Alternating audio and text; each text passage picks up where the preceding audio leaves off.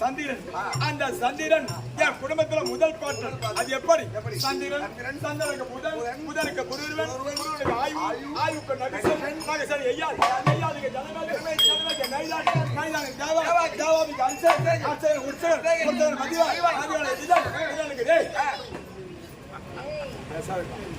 உங்கெல்லாம் எந்த நேரத்துல பெத்து போட்டாங்க அப்பா? ஒரே நேரத்துல அவை வச்சு எடுத்துட்டு இருக்கிறாங்கடா உங்களை எல்லாம். இன்னும் கொஞ்ச நேரம் உங்க அம்மா ஒருத்தர் எடுத்தீங்க, அம்மா ஒருத்தர் கீசிட்டு வெளியே வந்து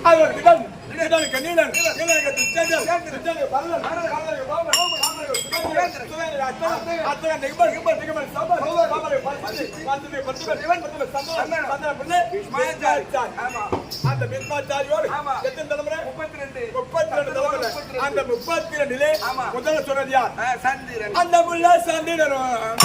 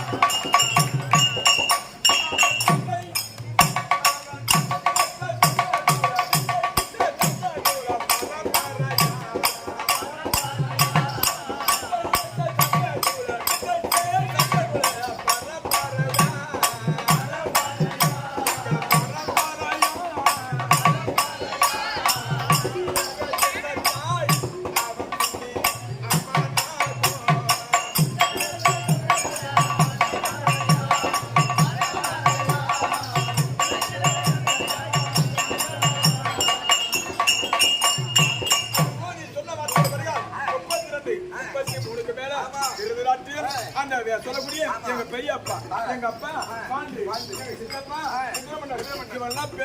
அது நிலமுறையோடு அவங்களுக்கு மகளாகவே பிறந்தவர். நாங்கள் இவர் ராஜா. அதுக்குதான் 36. அது 36 தலைமுறையிலேயே எங்க குடும்பத்துக்கு சந்திரகுலம். எங்க குடும்பத்துக்கு சந்திரகுலம். சந்திரகுலத்திலே பாண்டு மகாராஜா குந்தி மத்ரா 2 தேவிகள் அந்த பிறந்த இவர் ராஜா. நாங்கள் அது யாராரு? அந்த சுந்தி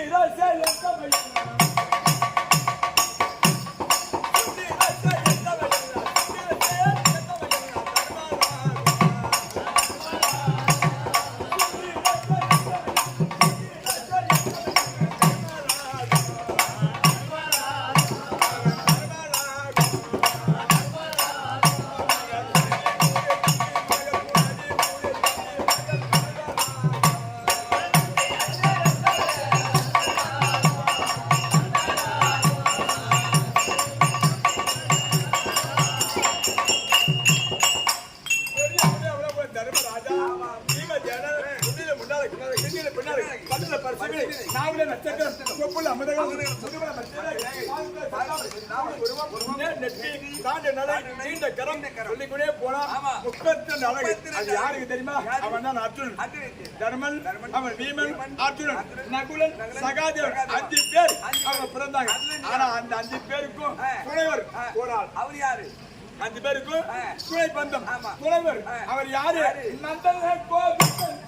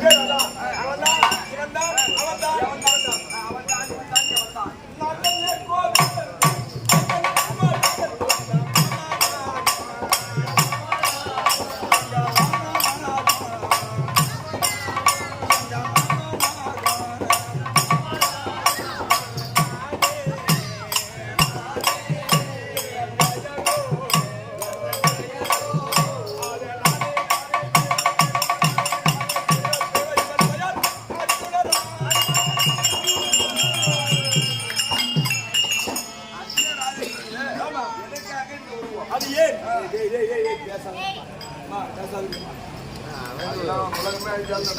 அது எங்களை நிமித்த சொல்லு இருநிலம் மகிழ்ச்சி கூற தற்கூறி நிறைந்த திங்கள் ஆதவன் பயிரால் எங்குளை விஜயனாக இந்த விஜயனும் பிறந்தானன் அது பண்புலா என்னும் அந்த பருதியில் அவன் புகழ்ந்தான். பங்குனி மாசம் அந்த திங்கட்கிழமை உத்திராட நட்சத்திரம் சூரியமூர்த்தி உதயத்திற்கெல்லாம் இவன் பிறந்தான். பிறந்த நாள் தெரியுமா? பங்குனி மாசம் திங்கட்கிழமை உத்திராட நட்சத்திரம். நல்ல முறையோடு காலையில் நான் சூரியமூர்த்தி உதயத்திற்கெல்லாம் நான் பிறந்தேன். நான் பிறந்த உடனே என் தாய் தந்தை பார்த்து எனக்கு வச்ச பெயர் அது பர்குணா.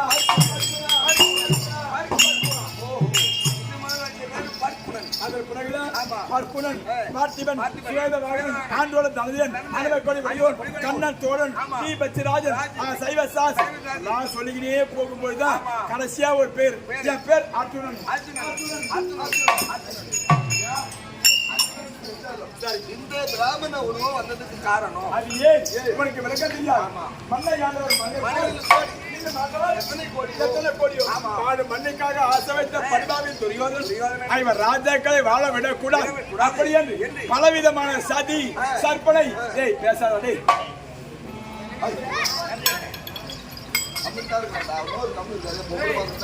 தண்ணி மாட்டா கொடுத்துப்பா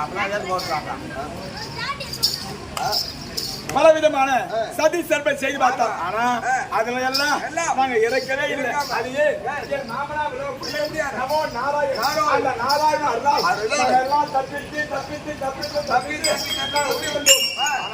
எல்லாத்திலையும் சாவலையே இந்த பாண்டவர் மறுபடியும் விடக்கூடாது அப்படி என்று ஒரு சூழ்ச்சி செய்தார். அது ஏன் ஒரு பிள்ளையானது பிறக்க வேண்டுமா? அந்த பிள்ளை அந்த தாய் வயிற்றுல இருந்து அது எப்படி பிறக்கும்? ஊத்த கூலிதனிலே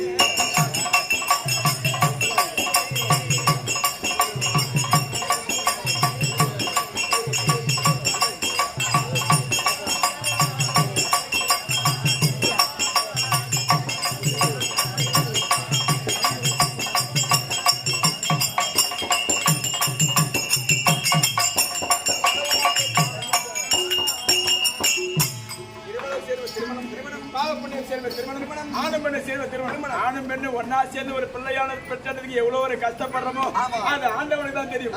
அப்பேற்பட்ட பிள்ளைகள் தான் நாங்கள் பிறந்தோம், நாங்கள் இருந்தோம், நாங்கள் வளர்ந்தோம், நாங்கள் பங்கும் பங்காளி ஒன்னா வாழலாம் நினைச்சு பார்த்தோம். ஆனா வாழவே கூடாது, இவன் இருக்கவே கூடாது. அப்படி அது எல்லாம் சதி அவன் சற்பனை அவன் செய்து பார்த்தான். எதுக்காக?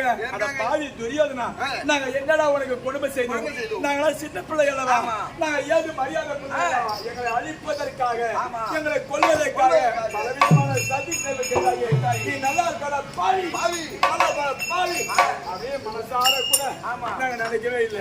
அவன் யாரு? என் பங்காளி. நான் செத்தா அவன் தலை கட்டிக்கணும், அவன் செத்தா நான் தலை கட்டிக்கணும். ஆனா இத கூட மனசுல நினைக்காத அந்த படுபால் எங்களை எப்படியாவது அழிக்க வேண்டும் அப்படின்றதுக்காக வேண்டி ஒரே ஒரு எண்ணம் செய்யறோம். அது ஏன்?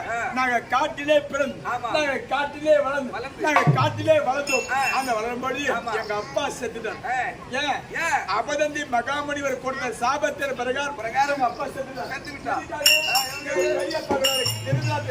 அவருக்கு கண்ணு தெரியாது. அந்த நேரத்துல எங்க பெரியப்பா எல்லாரும் ஒன்று கூடி நாட்டு அரசியல் பொறுப்பு கொடுத்தார். அரசியல் பொறுப்பு ஏற்றால் அவன் நாட்டை ஆள முடியல. எதற்காக? அவருக்கு கண்ணு தெரியாது. உடனே எங்க அப்பாவை பார்த்தா, ஏன் பாண்டி பொறுமை பேசி முடிவு பண்ணாங்க கூட அப்புறம் கூத்தாடுறோம்.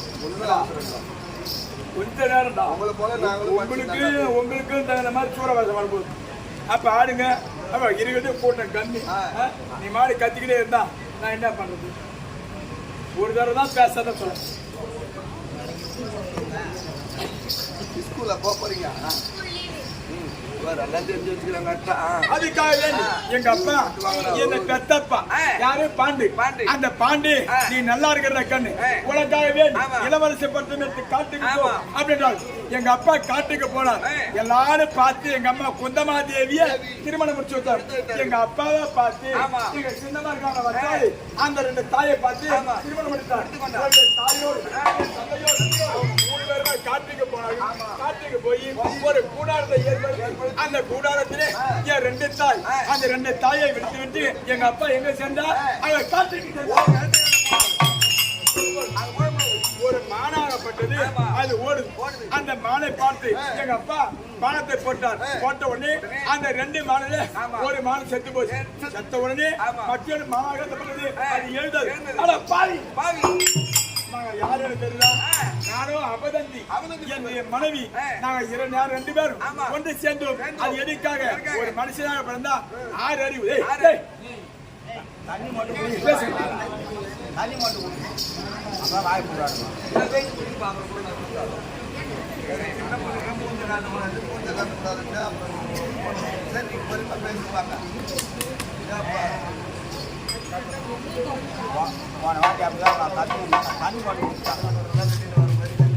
அந்த மாதிரி ஒரு மனுஷனுக்கு எத்தனை அறிவு? 6 அறிவு. 6 அறிவுல 5 அறிவு தான். ஆனா ஒரு அறிவு தெரியுமா? அது பகுத்தறிவு. எதை செய்யலாம், எதை பேசக்கூடாது, எதை செய்ய வேண்டும் அப்படின்றதுக்காக பகுத்தறிவு உடையவன் தான் மனுஷன். சொல்றோம் இதெல்லாம் சின்ன பிள்ளையா இருந்தால் அது பகுத்தறிவு உண்டு. இவங்கதான் எங்க அப்பா, இவங்கதான் எங்க அண்ணன், இவங்க எங்க அண்ணன் தெரியல. இது இந்த ஊர் தேனம் பண்ண தெரியல. அப்படி சொல்றமே பேசாதவங்க பேச மாட்டியா? படிக்கிறதா தப்பு முத ஒத்துக்கிட அடுத்து ஒண்ணு மாட்டி ஒரு தப்பு இருக்கலாம். இதே மாதிரி கட்சி வரைக்கும் இருக்குடா. அந்த மாதிரி அது பகல் நேரத்துல ஒண்ணு சேரக்கூடாது. ஏன்னு சொன்னா பகல் நேரத்துல ஒரு ஆணும் பெண்ணு ஒன்னா கூடி கலந்து செல்வமா இருக்கவே கூடாது. அது எதுக்காக? பாவம்.